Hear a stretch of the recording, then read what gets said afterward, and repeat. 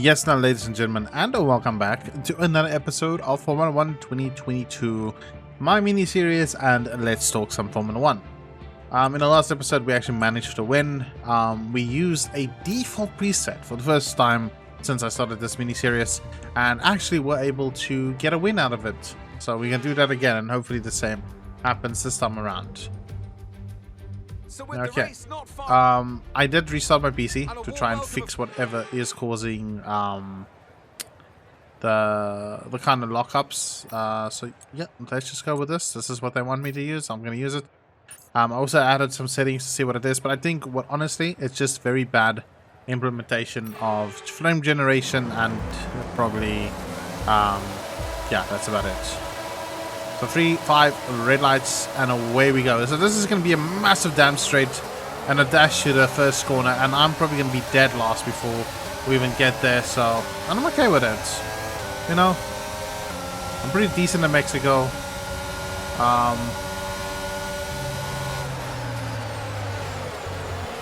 So yeah, we'll probably get it back. Ooh, I'm sorry. We already crashed.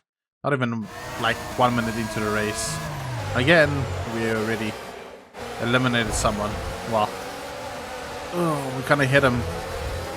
So it's still happening. Okay, we actually took damage with the restart because of the frame, the stutter, whatever you want to call it. Ricardo and Norris having a nice little drag race. I am getting the better of him this time. Probably he was not using his battery and I was. I'm just everywhere and nowhere at the same time. Jesus. Come on, people, drive. Just want to drive, man. I just want to hit the road. Okay, I need to get past Perez because obviously, you know, he's home for one race and he's just going completely crazy.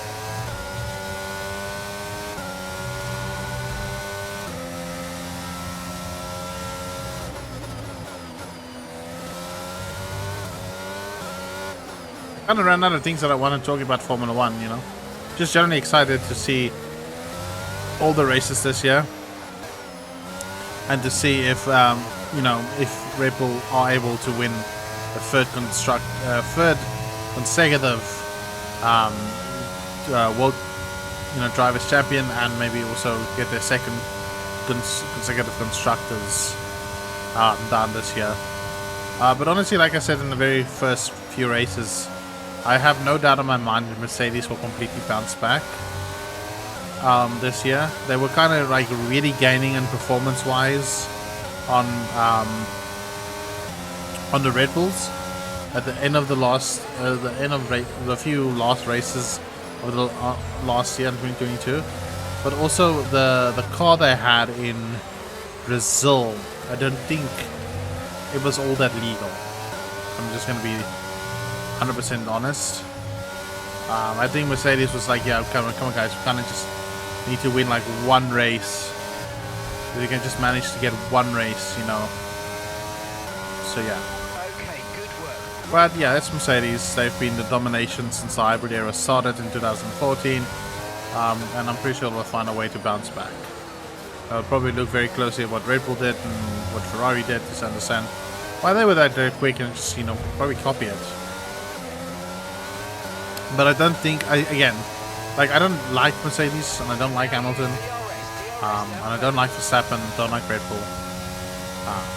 Like, my favorite driver on the current roster is Pierre Gasly, just because he's just an absolute fun person and so underrated as well.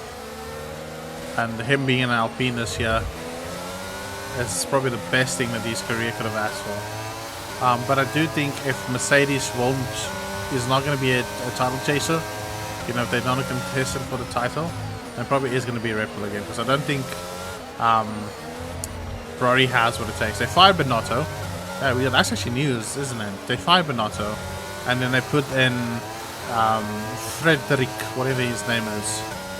Frederick Vasseur, whatever his name is. I don't know what his name is. All I know is Frederick something. And they put him in as now, and he left Alfa Romeo to do this. So he's now the new head of The F1 team, of course. So yeah, they're gonna have probably say, but yeah, no, it's we are reorganizing our team. It's a reconstruction of the team. You know, this year wasn't a good year for us because you know we were reorganizing the structures and all that within Ferrari, and Ferrari will come back in 2024. You know, and the problem with Ferrari, and I don't mean any disrespect. Like I work with a lot of international people, French, Italians, Spanish, you know, Asians, all of them. And the problem that Ferrari has, you know, is that the engineers aren't English. Oh, fuck's sakes. They're not English. And so what this causes is a very difficult communication structure between driver and team. Now, whenever you hear that something's happening within Ferrari, it's always the same response. We are looking, continue to push, we are looking. And then you hear Mercedes, you know, and the Mercedes is like, no, we're looking at it, Hamilton, summertime, you know, keep pushing. And then, you know, other teams are like, no, this and this is wrong, and adjust this, okay, this is happening. And the drivers get immediate feedback of what is happening, and then they can just focus on the race. But with Ferrari, it's always, we are looking, keep pushing. And that is a communication issue that they have within the team. And the problem is that it's Italian and Spanish people that are the engineers, the race engineers, not just engineers that build the car, but I mean literal race engineers, that do not communicate properly. And that is why Ferrari won't have another Drivers' World Champion for a very, very long time until this issue is fixed. The last time that Ferrari got a Drivers' World Champion was with Kimi Räikkönen in 2007. And the only reason that happens because Kim Räikkönen as race engineer was British. He wasn't. I think it's British at least. I think he sounded British.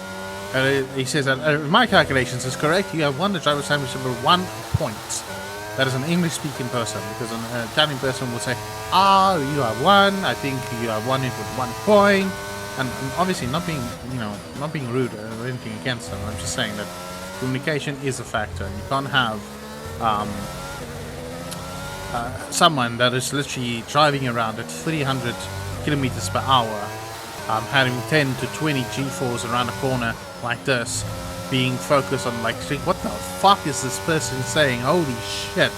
I wish I could just have someone to communicate with me properly, you know. So yeah, that is my issue with Ferrari, and that's why I don't think that they will ever have World Drivers' Championship ever again until you know, that issue is literally sorted. And we have won. There were some minor stutters during the race, but besides that, it was just pretty simple. Default presets seem to be working a lot better than our actual presets. So yeah. But again, this is Brazil and Mexico, Mexico and then Brazil, and it's Brazil's my favorite track by far. Mexico is very fun because of, you know, it's just such a wonderful designed track. So yeah, some pretty good. Yeah, ha ha ha! Yes, yes, baby, we did it! Oh my god, we're so good. Okay, there we go. Another win for us. So, Anthony Davidson, who would you rank? We got fastest track as well. It's got to be Lando Norris, hasn't it? Smooth, are we how far? We're 26 points down. Okay, so no chance. But it's fine. You know, it doesn't matter. We set out what we want to do. We're talking about this shit. We're talking about issues that I find. I just, you know, having a discussion with myself and whoever's watching. Yeah. Besides making my own points, feel free to go to the comment section, say whatever you say. If you disagree with me, I find a polite way of saying it's like, hey, you stupid person, I find what you say is wrong, and this is why. We're gonna have a little back and forth. I don't mind. Anyways, thank you so much for watching, and I'll check you in the next one. Bye bye.